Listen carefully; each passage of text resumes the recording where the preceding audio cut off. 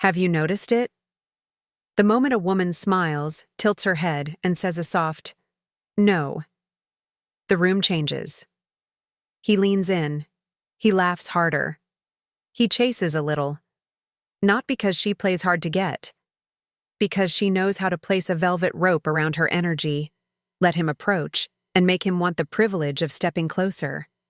I am Cleopatra, and I will tell you a secret most women will never hear. Tonight, with a sentence, a silence, and a smile, you can plant yourself in his mind like gold dust on his tongue. Not a harsh rejection, not a fake yes, a velvet no. The kind that keeps him awake, replaying you. The kind that begins an obsession. Here is the truth of desire. It doesn't move toward what is available. It moves toward what is valuable. Value is not a price, it's a feeling. And feelings are shaped by how you offer yourself. Your words, your gaze, your pace, your ritual. Listen closely. I will give you 5 royal moves. Each one is simple. Each one is potent. Together, they turn a polite hello into a lingering ache. First, the velvet no. It is not cold. It is not sharp. It is soft, warm, and decisive. It says, I like this, but not yet. I'm intrigued. But you'll have to earn it. It's a boundary dressed in silk. How does it sound? Imagine he asks, Are you free Friday? Do not rush. Let a smile rise slowly. Breathe. Tilt your chin a fraction. Then say, That sounds tempting, but Friday is mine. Offer him a path. Another night would be better. Perhaps Tuesday. The velvet. No praises the idea, protects your time, and points him forward. The shape matters. Praise, boundary, invitation. Praise, tempting. Boundary, Friday is mine. Invitation, Tuesday is better. He feels respected and challenged at once. His brain marks a new category. You are not a yes on demand. You are a yes by design. You can use it in messages. He sends late-night hey. You're charming, and I love sleep. Text me when the sun says hello. Wink. Soft, playful, clear. He feels the warmth. He meets the line. He tries again, earlier, better. You have already begun to set a rhythm, and rhythm is power. Why does it work? Scarcity sharpens attention. Boundaries create safety and spark pursuit. And the compliment keeps his ego intact, so he wants more. He thinks of you kindly, and he thinks of you often. Velvet no. Now, your second move, the Sandstorm Gaze. In my halls, men forgot their speeches because of the way I looked at them, then away. Your gaze is a rope. You toss it, you pull, you release. Try this. When he speaks, lock one eye slightly more than the other. The left eye is softer.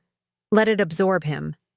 Then, just when he expects more, let your gaze drift to his mouth, then his collarbone. Breathe. Return to his eyes. Slow blink. Stay present. You are a tide, coming in, sliding back. When you answer, glance away for a heartbeat as if recalling a secret. Then return, full attention. You are saying, I am here, and I have horizons you cannot see yet. Men live for horizons. Timing matters. In conversation, add a delicate pause after his last sentence. 2 seconds. Not longer. In those seconds, the air writes a question.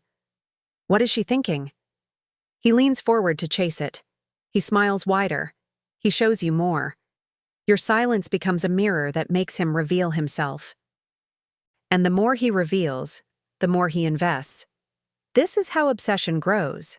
Not from your rehearsed lines, but from the mystery you allow. Third move, scent and anchor. A queen does not walk into a room. She arrives with a signature, something the air remembers. Choose one scent that feels like your story. Not too sweet, not loud. A warm trail that whispers of skin and sun. A scent that could live on a linen collar and betray him to his own thoughts later. Apply it where pulse meets pulse, behind your ears, inside your wrists, knees, and nape. Then choose a gesture you will repeat whenever you're near him. Touch the base of your throat when you laugh. Sweep your hair over one shoulder before you speak. This gesture becomes the anchor. The brain pairs the scent, the sight, and the feeling of you into one loop. Later, a stranger in an elevator wears a cousin of your perfume. He thinks of the goosebumps on your neck. He remembers the way your voice bent around his name. He feels you when you are not there. This is the art.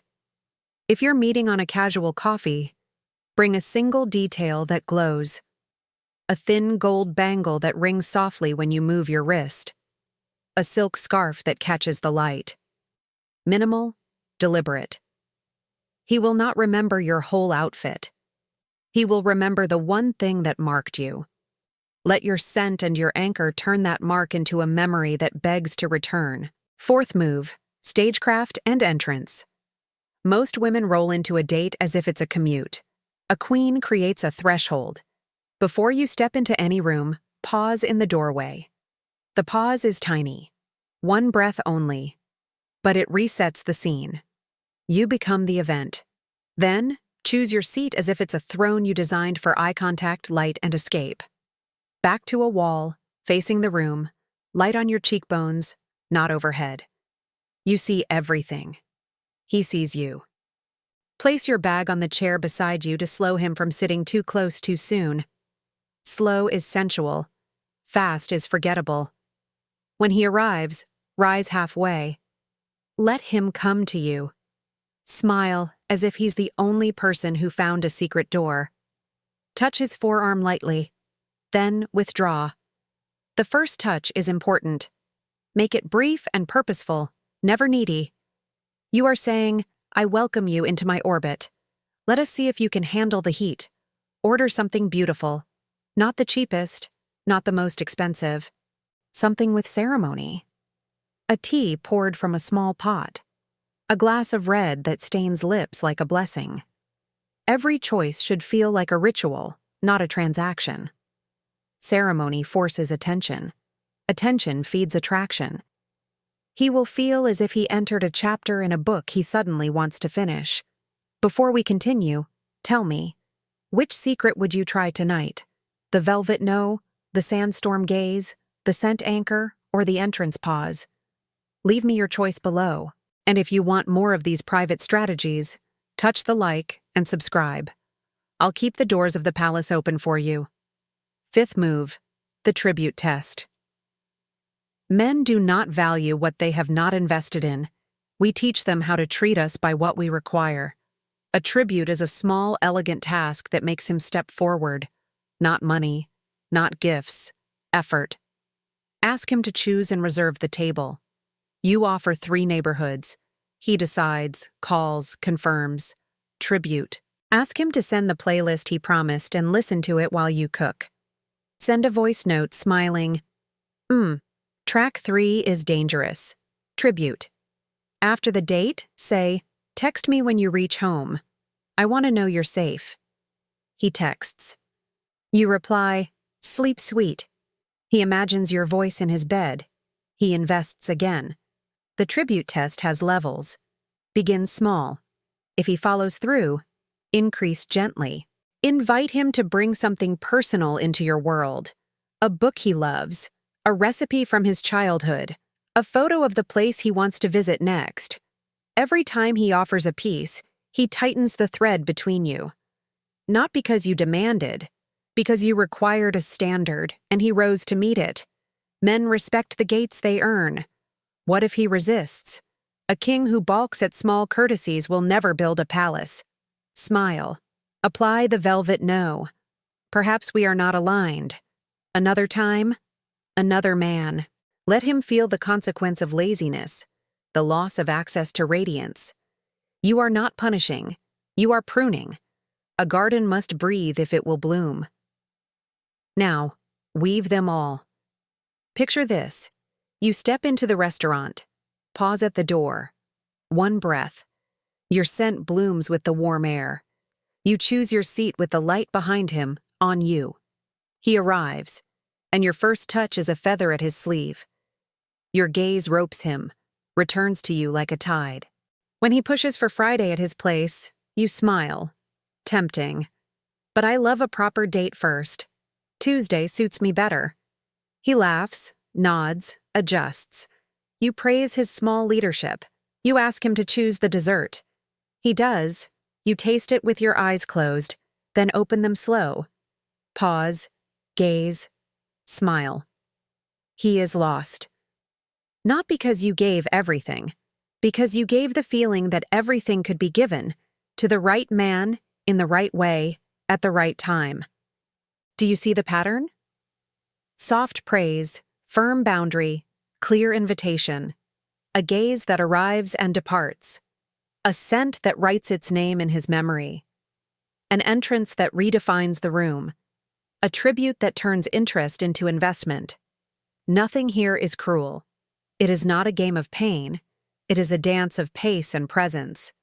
The feminine does not crush. She coils and reveals. She says not yet with a smile that promises yes when earned. A few whispers for modern life. In text, do not write essays. Use color. Tempting. But I'm at the gym. Call me after.